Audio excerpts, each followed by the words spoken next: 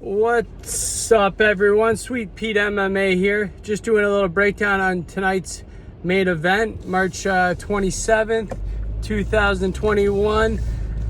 The Kings, the heavyweights, the baddest man on the planet, Stipe Miocic, is fighting Francis Ngannou. And this is going to be a tactical matchup.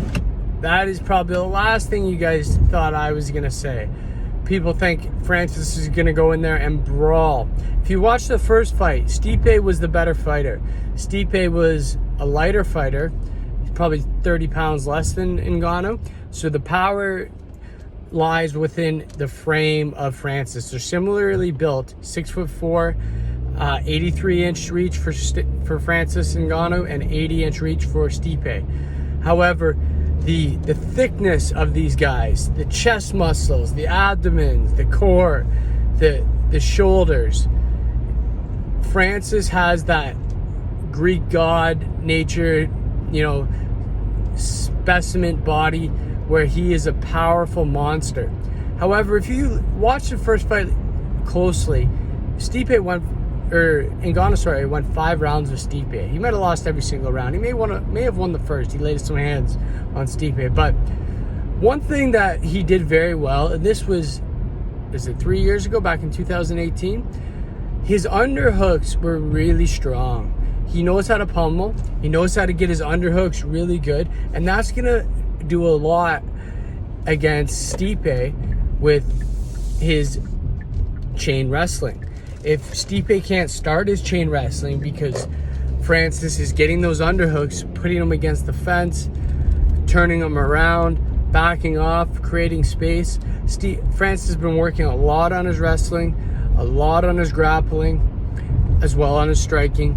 And I foresee two options occurring. I foresee Stipe Miocic doing the same thing he did, but with more trouble than the first fight. Probably a clean sweep or 4 rounds, maybe losing the first, taking the second, third, fourth, and fifth.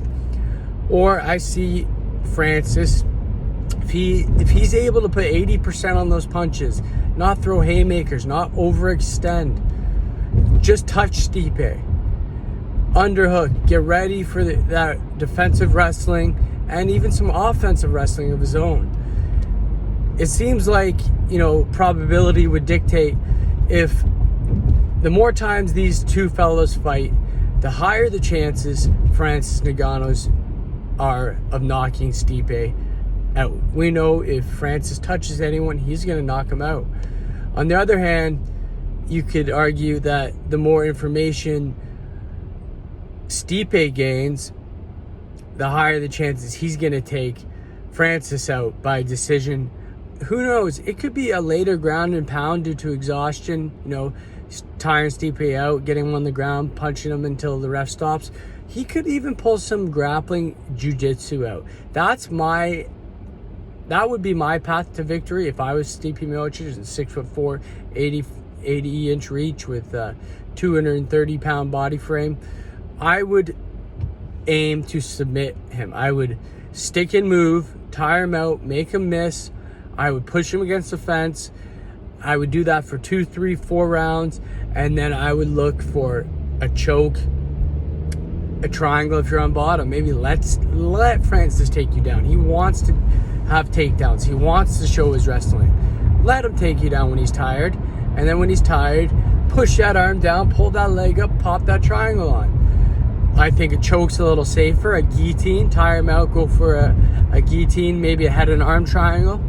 However, the moral of this story is this is an unbettable fight. The odds are slightly in favor of Francis Ngannou.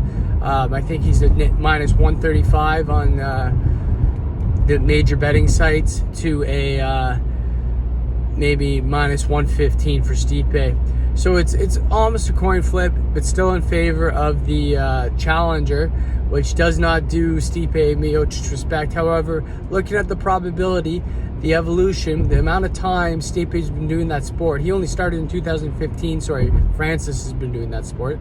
Started in 2015. Since 2018 and his fight with Stipe, he's done miles of work. He's at the UFC Performance Institute. He's working with, is it Trevor Whitman or Freddie? He's working with one of the top striking coaches. It's a dangerous fight to bet on. Watch this, guys, for your entertainment alone. Let's see what happens. Let's see if speed and overall MMA ability, being the overall better fighter, higher fighter IQ, can outdo power. Tonight, I don't know. I'm not going to make a prediction because I don't know. I can see it going both ways. It's a tough one. I think the odds are where they should be. It's an unbettable fight. Let's watch with enjoyment and see who the new or remaining baddest man on the planet is. Thanks for watching, guys. One quick fight to bet on is Vicente Luque. I know he's quite favorite over T. Wood, Tyron Woodley, but Vicente Luque is a Dutch-style kickboxer, Muay Thai kickboxing style, hands up high, fast-paced, volume striker. Chin is incredible. He is a tough out, and I think he's going to do just what the 3 previous opponents did to Tyron Woodley, and that was get in his face, put volume on him, pressure against the cage, take him down. Colby Covington was able to do that to him, and Usman, obviously, and Burns. They all did it. That's the blueprint. I think that's going to happen again. It's worth putting some money down. It might be worth looking at the props, putting money down on a prop bet, decision by Luque, or even a late finish, because Luque is vicious. He hits hard. He's there to finish you. He's got a bulletproof mindset, and through the grapevine, he's working on his grappling. He's working on his takedown defense, but his takedown offense, his chain wrestling, the parts that make you a complete MMA fighter. So even though typically that would be a fight I'd stay away from, because the odds are 2-1 for Vicente Luque to win or Tyron Woodley to lose, but I think it's I'm pretty confident, 80%, 90% sure Vicente Luque will either finish him in the later rounds or win a decision. Thanks, guys, for watching Sweet Pete MMA here. I'll try to keep doing more content. Please tell me what you like in the comments. Tell me what you want. I do videos on all sorts of things. I do videos on if my kick is harder than my wife's hit with a bat. Anyways, thanks. Take care, guys. Have a good one. Enjoy the fights.